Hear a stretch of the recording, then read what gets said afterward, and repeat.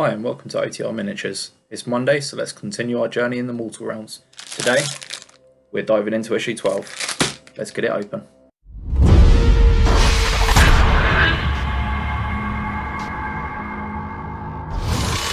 Issue 12 is all about the Knights Questor, so let's get this open. Have a quick skim through.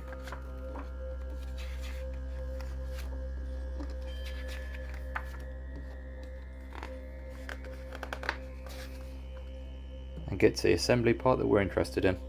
I'll join you back when the model's assembled. The Knights Questor is now assembled, and as the magazine suggested, I have temporarily attached it to the base using blue tack, so now it is ready to paint. The Knights Questor is now painted in accordance with the magazine, so now we are ready to go on to the battle report. The Stormcast Eternals are closing in on that which they seek. One of Sigmar's Knight-Questors has located the tomb in which the magic item lies. As their warriors hold off the night haunts, the two heroes stride towards the entrance. Before they can set foot within, they are attacked. So this is the setup for this week's playthrough. We see Xandria, Azurebolt and the Knights Questor, which in this situation is called Auric Ravenscar, face off against the Briar Queen and the Tomb Banshee. Right, so we begin with Stormcast turn 1. Kicking off with the hero phase, and Xandria, Azurebolt trying to use the Arcane Bolt.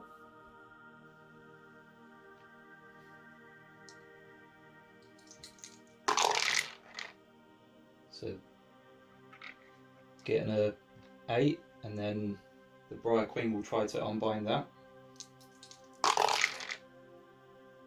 which she does with an 8, so Arcane Bolt unsuccessful. Although it does say if it is greater, the spell is unbound, so it was the same, so it must be a successful cast. And as it was an 8, so less than 10, the unit will suffer 1 mortal wound. And the Briar Queen has 5 wounds, so is now down to 4 wounds remaining. As it's a mortal wound, there is no save rolls. So now we're on to the movement phase, and Xandria and Auric can both move 5 inches, but if you're following the playthrough in the magazines, it says do not move within 3 inches of the enemy. They're currently 8 inches away, so we'll just make sure that we only move them 4 inches, so that we're leaving them 4 inches away from the Nighthaunt.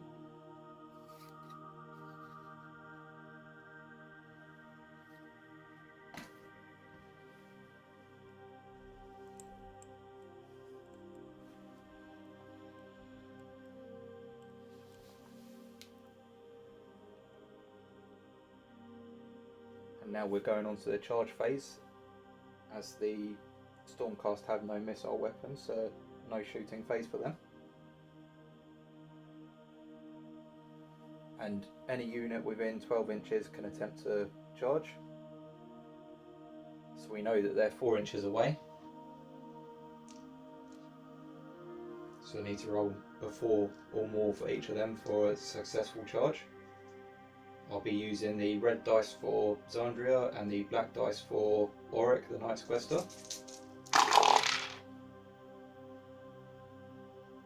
Xandria's charge is unsuccessful, but Auric is successful with his, so we move him in to face off against the Tomb Banshee.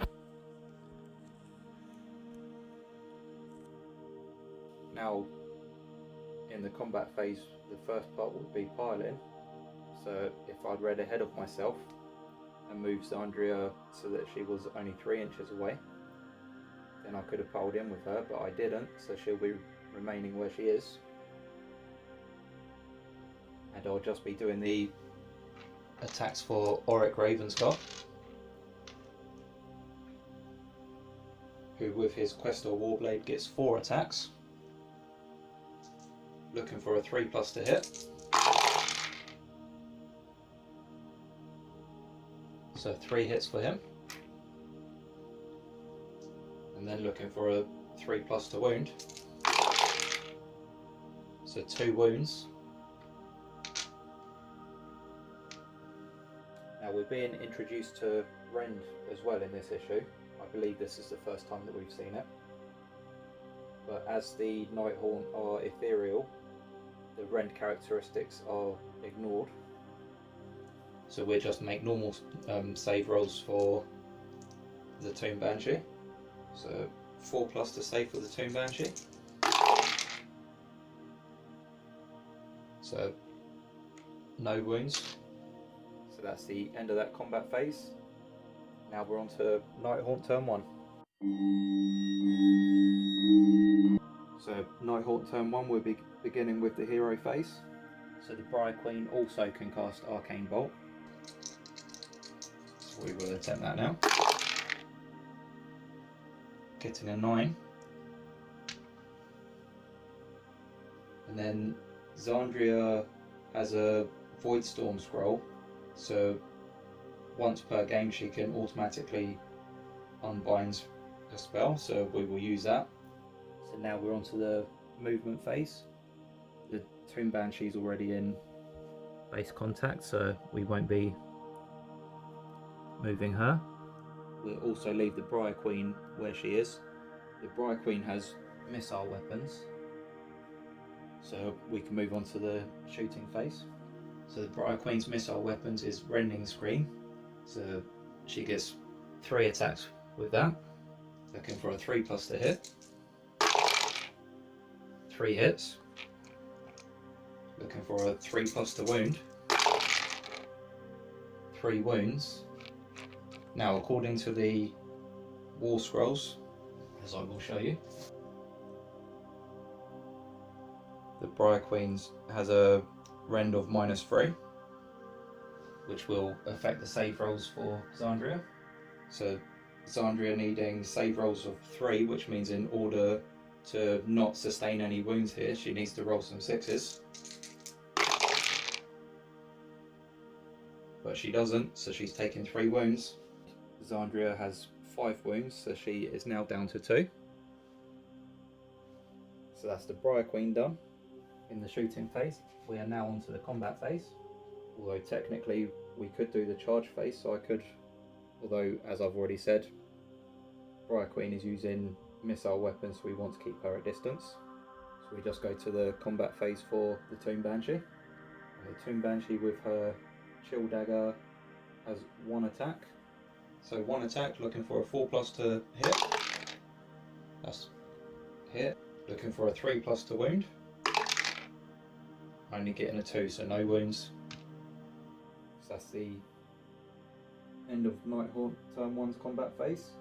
Now on to Stormcast turn 2.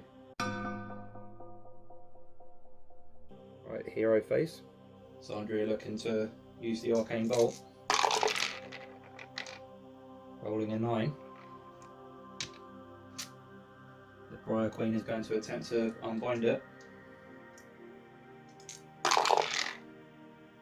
Getting a 10, so Arcane Bolt unsuccessful.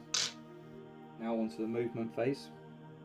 So again, saying not to move within 3 inches. So we just keep her 3 inches away. Onto the charge phase, so that only applies to Xandria, needing more than a 3. Getting a 6. So her charge is successful. So Xandria is now in base contact with the Briar Queen. So as a combat phase, we will start by attempting to resolve the combat between Xandria and the Briar Queen. So Xandria getting to use her Encounter Staff properly. 3 attacks, looking for a 3+ to hit. So 2 hits. Looking for a 3+ to wound. 1 wound. The Briar Queen needing a 4+ to save. Unsuccessful, so she's taken another wound. She is down to 3 wounds remaining now. Right, now for Auric Ravenscar, the Knights Questor, taking on the Tomb Banshee. With his Questor Warblade again getting 4 attacks. Looking for a 3+ to hit.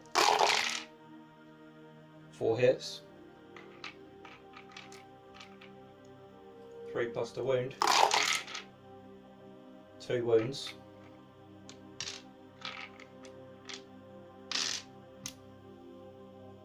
Tomb Banshee needing 4 plus to save.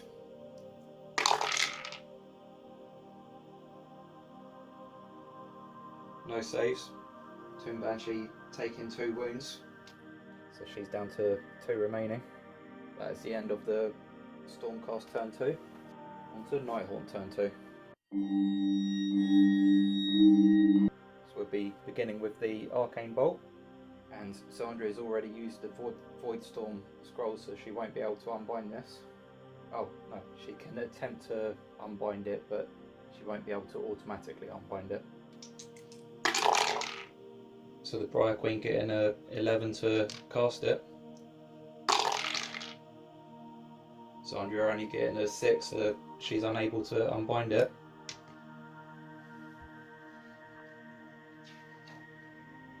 And then, as we can see from the there we go. As we can see from the Briar Queen's War Scroll, that a score of 10 or more, the unit suffers D3 mortal wounds instead with the Arcane Bolt. So let's roll for that now.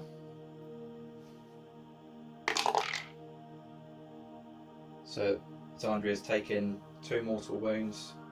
As we can see, she only had 2 remaining anyway. So Xandria is out of the game. Things are looking up for the Nighthaunt now. So that means that the Briar Queen is now able to actually use her Rending Scream to attempt to inflict some wounds onto Auric Ravenscar. So she's needing a 3 plus to hit. 2 hits. Needing a 3 plus to wound. 1 wound.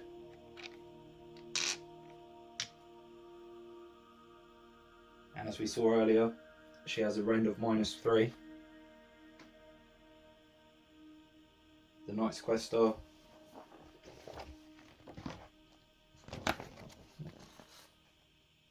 as we can see from his War Scroll, is a 3 plus save. So he's needing a 6 to stop this wound. Only getting a 3, so 1 wound is going through. 5 wounds, so is now down to 4 remaining. So now we're on to the combat phase. So the Tomb Banshee with her Chill Dagger getting 1 attack. Looking for a 4 plus to hit. Getting 1 hit. Looking for a 3 plus to wound. Getting the wound, and it's doing D3 damage. So 3 damage. And the rend for the Chill Dagger, as we can see by Tomb Banshee's War Scroll, is -2. And Knights Questor again needing 3 plus to save, so he's needing at least 5s. Getting 2 5s. So 1 wound going through. He is now down to 3 wounds remaining. That is the end of Nighthaunt turn 2 even. So now we're back to Stormcast turn 3. So we'll see what Auric Ravenscar, the brave Knights Questor, is able to do here. He's got his Questor Warblade, so 4 attacks. The Tomb Banshee's only got 2 wounds remaining. So potential to take her out of the game here. 3 plus to hit. 3 hits. 3 plus to wound. Only 1 wound. Right, save roll for the Tomb Banshee. No render, she's ethereal. 4 plus to save. Getting a 6. Makes a save. Still 2 wounds remaining. And that's all Auric can do in his turn, so looking like we're heading back to the Nighthaunt. As Xandria is out of the game now, there is no one to unbind the Briar Queen's Arcane Bolt. Casting on a 7. So that's 1 mortal wound. Auric is now down to 2 wounds remaining. Onto the shoot phase, where with her rending scream she's getting 3 attacks. Looking for a 3+ to hit. 2 hits.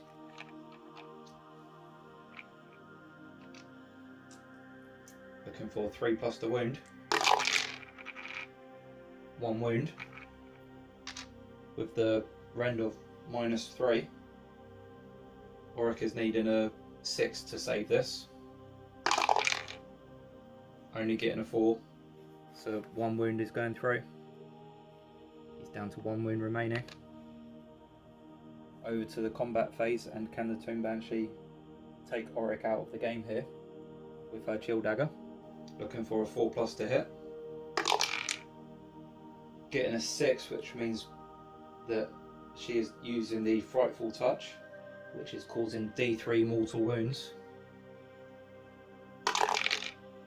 So 1 mortal wound, and as we can see, Auric only had 1 wound remaining, so it was that wound that needed to take him out of the game. Looks like Nighthaunt are successful in defending their tomb.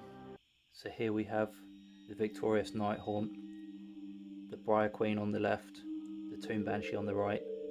Xandria and Auric just weren't able to take them down. Thanks for watching, like and subscribe, and I'll see you in the next one.